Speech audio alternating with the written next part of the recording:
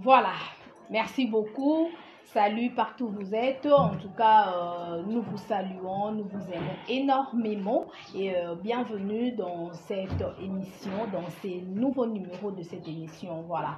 En tout cas, salutations à l'ingénieur Davo Mubama, salutations à Bandeko Nyonso ya Tonganzoto, papa Oba Tonganzoto na bango, chez maman Israël La Joie. En tout cas, yonan oyo Tonganzoto na yote. Vraiment un conseil gratuit yaka otonga nzoto na yo otonga chombo na yo na ba vivifiant tobo yaka banzete parce que banzete boye ba yango conséquence lelo na émission pour tozana maman Israël La Joie tozo lobela pourquoi lelo ba papa soki chombo na yo bi okomi na âge moko avancé chombo est bloqué. Bokenaka rapidement na ba pharmacie koluka ba stimulant, bokenaka rapidement na ba bokoko koluka ba nzete pona nini. Alors chombo ba vivifiaka yango bokoye ba lolenge nini ba vivifiaka chombo pour que chombo ezala en bonne santé, chombo ebeta ba ku ebele et en plus de cela ata okomi na âge moko avancé chombo na yo est bloqué té. Alors maman Israël La Joie, bonjour maman. Bonjour Betty Masengu. Oui maman tozana aussi sur le na émission tozo lobela sujet à sika. Ngala olinga la bande ko nyonso bazolanda biso o introduire pona nini lo mibali ebele bazaka soki ata chombo na bango ekomi na maladie ekomi na mo ba kokoso moko bien ba éjaculation précoce ba faiblesse sexuelle chombo ezo fonctionner sous malamu te il faut kaka basalela ba stimulant to banzete. Alors ba vivifiant ezawana oyo nzambe apesa révélation oyo ezo traiter monde entier. En tout cas mibali ebele oyo bo saleli banzete na ba stimulant ezali faute na binote ezali ignorance. Mais chombo baswanyaka yango na banzete te. Chombo baswanyaka yango na ba vivifiante. Excusez-moi. Chombo baswanyaka yango na banzete te, baswanyaka yango pe na ba stimulante. Chombo baswanyaka yango kaka na ba vivifiant. Ba vivifiant eza biloko oyo nzoto mobimba eza na capacité ya kozwa yango soki yo meli yango to soki yo olie yango. Eza na biloko ebele oyo soki omeli yango eza na makoki ya kokende koliesa partout te. Chombo ya mwana mobali ezali lokola mwana na kati ya libumu ya mama na ye. Ezali lokola nzoto mobimba ya mutu ndenge mutu azali ndenge pe chombo ezali. Chombo eza na vie nango. Chombo baba stimula kango na ba stimulante ba melela kango pe banzete te pote vivre. Soko ze ko pesa chombo na yo ba stimulant na banzete chombo moyen e vivre zate parce que zali nourrité. Wana to yebisi yo ndenge wana pote ozali mobali esengeli yo oyeba. Oyeba makambo wana soko zomona lelo yo ba traitement ya chombo ekomi kozwa biso na ba une semaine. Obandi ko soigner mwana mobali po abika fo ba une semaine. Donc soki abiki na moins d'une semaine c'est que chance. Mais na tango akalale nga na bande ko soigner mibali. Donc traitement na yo donc suka 3e jour. Aussi obiki déjà. Mais lelo soko zomona mibali lelo to nazo nyokwa mapona ko soigner bango boye ezali parce que mibali ba bebisi déjà ba chombo na bango na ba stimulant na banzete na biloko pamba o bamelaka ebele pe bakondisi bachombo na bango na batangawisi na ba whisky batangawisi na ba whisky wana o bamelaki na ba agene bo pe bapakolaki ba ankoro na donc biloko mabe bato ebele basalelaki alors biloko wana ekondisi bato ebele bachombo epesi bango maladi ya biabia parce que soki chombo eza muke mukuse babaka kezo bela nini biabia po biabia wana ezalaka eza soignable. Voilà. Eza soignable yango babenga ngo ka biabia pona ni parce que bato ebele pe babota manango.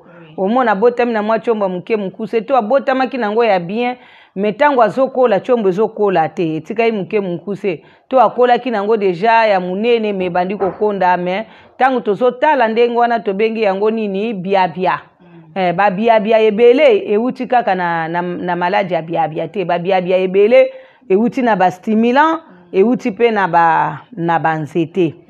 Bon mobali soki akokisi 45 ans akoki pe kobela biabia directement biabia eyaka. Bo biabia eyaka na mobali so akokisi 45 ans. Mais soki mobali oboyi biabia okosoigner chombo na yo. Okomela banzete te, okomela ba stimulant te, kasi okomela ba vivifiant, pe okosalela traitement extérieur. Donc ozana traitement intérieur na extérieur. Na extérieur na kopesa yo vivifiant oyo ya libanda ya chombo. Bon, oyo ya komela nde soignaka na kati. Na kopesa yo pe moi soki na moni ke problème no eza makasi po âge à 45 ans et problème ezaka grave na oyo abotami après une fille.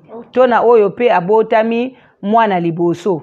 Ba âge ndengwana soki atikala kozwa traitement te musale ezaka makasi pona kosoigner kozongisa chombo munene mulai na makasi nango. Il faut kotondise pe les hormones masculins naturellement. Jamais okokende kozwa ba produits chimiques. Soko kei kozwa ba produits chimiques yeba kozo soigner no mobilité. C'est ça. Alors wana ba biabia oto uti kolobeza ba biabia naturel. Mais ba biabia oyo batu bazwi yango likolo ya tangawisi. Ezali biabia oyo tangu yo meli tangawisi. Ozoko melango okanisi ozo melango pote chombo ekoma makasi te. Mozo melango nde po chombo ekonda. Parce que tangawisi neti ngai nasalaka kisi elongolaka goitre nasala yango na tangawisi. Kisi oyo ekondisaka libumu ya mutu nasala yango na tangawisi. Kisi oyo nakondisaka nango nzoto ya mutu nasala yango kana tangawisi. Epi kisi ya tangawisi soko zomela yango ekondisaka na kingo. Ozomona ekondisaka na kingo ya mutu. Alors mwana mobali oyo amelaka batangawisi chombo ekondaka esima mikolo mwana mobali wana akokoma koyoka posa ya mwasi te. Posa ya mwasi kokima ye akomi na ba manque d'appétit sexuel. Pourquoi pozo mela tangawisi. Bon, ba masera couvent kisi oyo ngana pesaka bango pona kolongola posa ya mibali nasala kango na tangawisi. Parce que tangawisi ndenge ezane kimisaka posa. Ata yo mwana mwasi soko zo salela ngo okobanda okoma frigide. Okobanda okoka posa mobali note. Okomona basi na libanda kuna bazoka posa mobali na yo. Me yo moko kolo mobali ozoka ta posa mobali note. Okomi komona mobali no na ndako lokola nzete moko bwelali wana. Soka simbi oka na nzoto boyoki mabe nzoka nde osalelaki batangawisi otongolaki oyebi batu oyo basalelaka babiloko ya komelana ya kotongola tika kosala biloko ya nzoto na mayele na yo mutu. Biso batu nzamba akela na domaine na santé tozali. Nga nzamba akelanga na don ya guérison. Nzamba akelanga na don ya guérison asalanga pe ngolu ya koyeba kosala biloko ebele oyo esungaka nzoto ya mutu. Mwasa uti kobota sika ebele bamibebisa banzoto bamisilisa elengi po ani po tangu yo boti fo ya koluka ngai mama nga naza mama ya bana mibali na basi na bango mama Israel a joie baninga bazalaka boti aye koluka ngai po na salela ye ba vivifiant oyo ya komela tangu uti kobota pote azongisa bomwasi na ye elengi koleka ndenge ezalaki ezonga normal epi obima mupepete. Bon, mibali pe avakende kobala mwasi bayaka kosala traitement kaka awa ya ba vivifiant pote ozwa échec te ndenge ndeko na bino moko azwaka échec mukolo ya balaki mwasi alalaki mwasi nete po chombo ezeye kosala te. Ezalaki pasi mingi na yebisi bino soki na tangeli bino kombo ya mutu wana mokili mobimba boyebi ye me tala mukolo oyo yakendaki kobala mwasi ne basalaki eloko te. Basalaki eloko te po mobali azalaki na problème. Sikoyo nzambe oyo alalaka te ndenge tozoloba boye mobali wana azwa déjà guérison mais abala ne mwasi mususu po mwasi wana boyaka ye. Basalaka na bango eloko te. Mikolo wana nyonso basalaka te. Avanda na ye avanda pe mikolo leke bele mwasi wana boyi libala lobi te. Vraiment bino boyebi te mobali nanga asalaka te atelemaka te asalaka eloko te na nzoto. aza na eloko te moyen akende kovanda bongo na libala eza te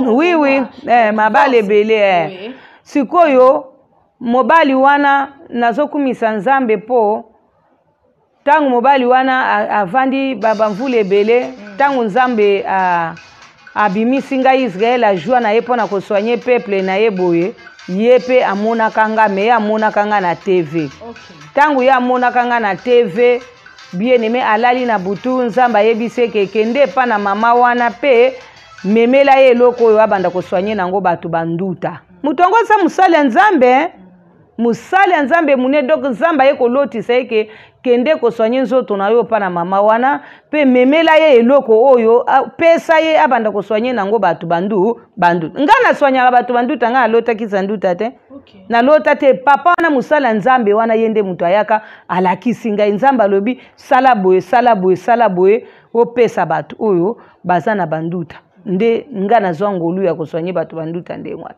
ye pa bikaka tango akei na ngola ake kobala mwasi na ye yango wana eza mpona nazoyebisa ote avant yo obala mwasi yaka ngai mama no na bongiso nzoto naza munganga naza na autorisation ya kobongisa bino banzoto naza na autorisation nazwa pa nzambe mpona kobongisa bino banzoto mutu moko akoko oyoka nga soni te soki oyoki ngai soni ebomaka mpo ngai ndenge nazali awa naza oblige ya kobongisa yo nzoto na opo te obala to pe obalaki ozala malamu na libala na yo po mibali ebele bamela banzete mibali ebele bamela bastimila na ba jeune garçon oyo tobande komona na ntango akala jeune garçon azalaka moto ya vibration penza me lelo oyo na ba jeune garçon mpe bakomi na bafaiblesse sexuelle makambo eza makambo akala eza makambo ebandi sika kala makambo ya jeune garçon faiblesse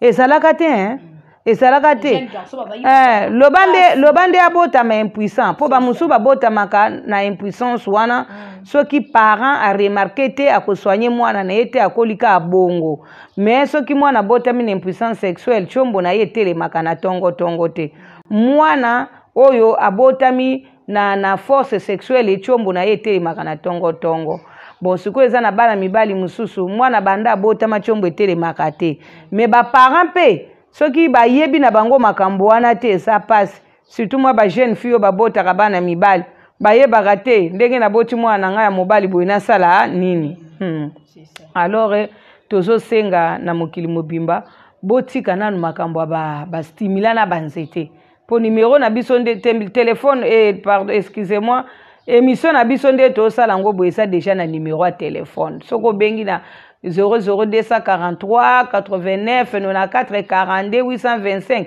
directement okozwa ngai tokosolola parce que bato nyonso en tout cas mutu na mutu azongisa nzoto na ye normal. C'est ça. En tout cas, merci beaucoup maman Israël à joie. Je pense que pour Olanda biso qui est maman Israël à bébé mobali nyonso azongisa nzoto na ye normal. Si quand on a le système aux alangango on a ce que qui nous Congo bloqué auquel nous kamanzete stimulant on a besoin aux oies ba vivifiant au maman Israël à joie salaka pour na chombo na yo éjaculation précoce auquel so ba stimulant auquel so ba nzete na ola loba ki kutu na émission na uta ko sala la fois passée nga moko na lobi eza ba tu mususu akozo ba nzete ba mususu ba ko tutisa yango ba mususu ba ko kalinga na ba nzete ba ko mo kalingisa bino ba nzete kalinga moko na sala boye na Brazzaville mobali moko boye ye babande ko bete ligorodo na chombo bongo kana Kinshasa on aura tout na Kinshasa awa oui maman na yambi garçon moko garçon wana alingaki akufa likamnini basalaki na chombo bazwi chombo bapaloli ye yango na papier oyo bapalolaka nango mabaya bapaloli ye chombo baye kozwa soki eloko nini wana bapakolaki ye pasa kobota kutu bien basukaki wana te baye kozwa chasse balatisi alingaki akufa bandeko na ngai wana ba pratique moko mabe balobaki na ye balobi na ye ke bazokolise yango chombo bongo ba kataka bongo banzoloko na ba chombo ezo fonctionner les sous. Bongo lelo bazasu na bachombo basilisa bamiboma bachombo kabon bakoma na bia biongo ndenge wana akata banzolo ko chombo ekonda ekoma muke mukuse lelo nzoto ezalisu na chombo tedo ato sombi pantalon ya kitoko zolata pantalon me ozomona keno pantalon yo na lati me chombo ezate menzoka nde soko sombi pantalon na yo ya kitoko ozolata ngo chombo pe sentir ke balati se yango pantalon tango zo tambola ozo sentir koza na eloko na katikati ya makolo me tango yo zo tambola o makolo na yo ozoka na kati kuno ndire eloko ezate en tout cas ndenge wana esalaka pasi epesaka esalaka demoralizaka mutu oyebi mwana mobali ndenge chombo ya mwana mobali ezalaka ndenge vi na ye ezali mwana mobali o chombo na ye ezali puissant omona vi na ye pe eza puissant vi moko donc aza na vi moko puissante okomona ke makambo na ye ya vi na ye ezosimba aza joyeux mais mwana mobali oyo aza na impuissance sexuelle azaka kanda azolemba makambo ebele ezobeba na vi eloko wana place wana na comprendre kate nzambe yango na vie ya mwana mobali evandelaka na chombo parce que soki chombo ezaka na ba faiblesse eza na ba na expérience nga naza nango vraiment namoni makambo ebele pona oyo etali chombo mwana mobali oyo abandi donc ba faiblesse ebandi na ba éjaculation précoce ça na endurance te azaka ne sengote azaka ne sengote mais soki obandi ka ko soigner ye obandi ko soigner ye chombo ne bandi ko koma makasi esengo ezongi muto akomi gentil muto akomi joyeux et puis okomona pe ke vie na ye ebandi ko changer abande ko zombongo ta komi ko zombongo na mituna kan seigneur asalaka likambu nini pona chombo ya mwana mobali donc vie ya chombo nazomona ngo eza sacré makasi yango nazoyebisa mibali oyo bamesana kolakisa bachombo na bango pamba na mwa bana mike na bundumba eleka ndelo basi nyonso bamonaka chombo na yo chombo eza eloko kokolakisaka pamba te chombo ezali richesse eza mpona mwasi na yo eza mpona libala na yo chombo na yo kobebisa yango te batele yango malamu kobebisa yango na banzete te kobebisa yango pe na ba stimulante ifo ezala chombo moko makasi mwasi na yo tango zo sala ye nango okomona ke mwasi akosanti ke baosaleme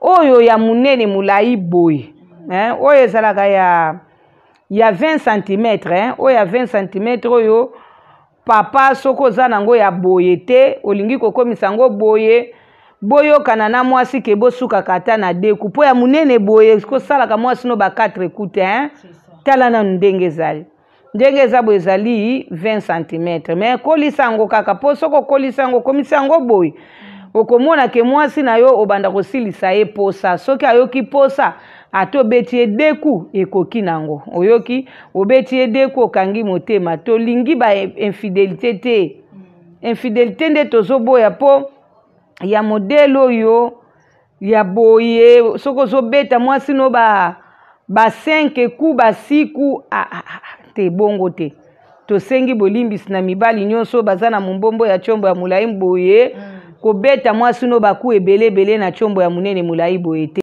soki baku eleki ebele suki sana na 3 soki soko beti 3 yeba keleki pe ebele fo beta kaye atami bale pamba soko ebi koza na chombo ya munene mulai boye soki mwasi azaka ka moko ko beta kayeba ku ebele ndengo wana te mais soko somona koza na basi misatu mine ndenge tomona bandeko na biso ba musulman bazaka na basi mibale soit basi 4 soit 6 soit 8 ça dépend ya façon ya zo balela wana siko lelo akosala oyo lobi akei kosala wana lobi akei kosala wana moyen akufela basi ezate parce que oyo tangu yake ye pana oyo azui repos ake pana oyo pas azui repos ake pana oyo kuna azui repos parce que na ezana chombo moko ezalaka chombo ya 25 cm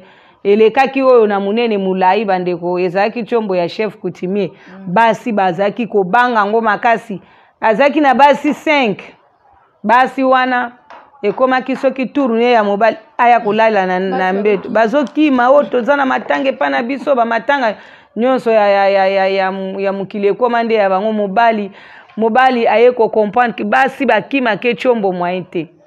Alors nzambe azwa lokumu todiminwaki tshombo na ye kaka na batangawise todiminwaki donc aza reconnaissant ndenge tshombo ediminwaki basi mpe bakomi mpe kovanda baza kokima lisusu te. Tshombo soki mama Israel ajwa azokoliso tshombo tosukaka kaka na tayo tolekaka tayo te oyo nde taille ya tshombo normal oyo nzambe akela na jardin d'Eden. Alors tshombo oyo eleki oyo na mulai o wana nayebi te. Voilà. En tout cas, merci beaucoup. Bande Kobozo landa émission. Tokomi na suka. Je pense pour na ba oyo bozan a besoin ba chombo na bino et comme vraiment na taille o mama Israël a joué à la kisi na 20 cm. To bolinge comme na 18 cm, 19, 17, 16. Donc eza possible na ba vérifiant o mama Israël a joué à ça laka. Alors bobenga na plus 243 89 94 42 825 et ça peut afficher wana na télévision biscan sur bozo landa biso na émission ça affiché wana ou soit ba oboza na Kinshasa awa même bino boza na poto boye ba vacances na kin okoki koya na Bondal Bisengo avenue Boma numéro 11 référence ezakaka arrêt Chibangu Wenze ya Baluba donc référence eza wana soko komi kaka okoti na avenue Boma numéro 11 au mona maman Israël a joie azalaka wana ayambaka tous les jours. Alors pour na yo oza musika kende mbangu na agence Kimbacom eza na Angola, eza na Canada, eza na Bruxelles, eza na Belgique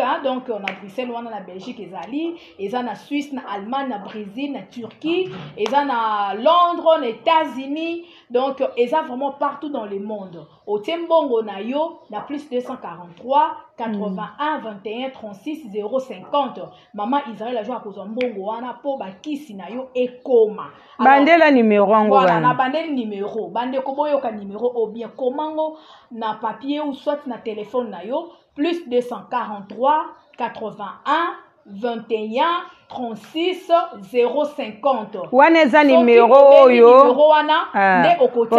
mbongo ya bakisi na agence Kimbacom avec les boss Kimbacom to Kimbacom oui Kimbacom comme Kimbacom avec les boss Tango Kunku. Donc ceux qui obengi na numéro wana otie mbongo na yo mama Israël a choisi kozwa mbongo atindeli yo bakisi partout oyo zali na mboka nyonso zali en tout cas kobi tungisa mate agence eza moko oyo okozwa mbongo okozwa bakisi to mbongo o mama Israël bokotia akozwa na facilité bana Angola déjà boyebi agence wana awa na Kinshasa pe ezali na ba province na biso nyonso oyo na Kinshasa na Matadi na Boma na Mwanda na Kolwezi na Lubumbashi partout dans le monde ezali. Donc je pense bandeko merci beaucoup pour na ba mibali nyonso oyo bolingi ba chombo na bino ezala en bonne santé ba chombo na bino ezala makasi ekuba bolongola na système ba nzete botika système wana ya ba stimulant botika yango bosalela ba vivifiant bomoni que si vous allez ba vivifiant ata okomi na 50 ans 60 ans 70 to 80 ozakaka mobali ya makasi. Donc tchombo ne koza toujours makasi et ko sepelisa maman air nyonso oyo maman akoza na besoin na yango. Alors merci beaucoup de gens na bandeko nyonso bolandi biso. Alors to kanga adresse oyo très bien to kanga pe numéro maman Israël a joie très bien pour ekosunga yo ozana problème ya chombo. Alors merci beaucoup à l'ingénieur Davo et merci na bandeko nyonso oyo déjà oyo bolandi biso du début jusqu'à la fin na Libanga TV, na La Joie TV et na YouTube, na Facebook, na biso canal Futur News et puis émission na ba chaîne nyonso oyo bolanda maman Israël La Joie bo partager bo tindela bandeko nyonso bazana ba problème ya ba santé na bango afin que bazwa ba guérison na ba vivifiant au maman Israël La Joie à Sali la Rabino. Merci, on se retrouve déjà à la prochaine et d'ici là portez-vous bien. Au revoir. Bye.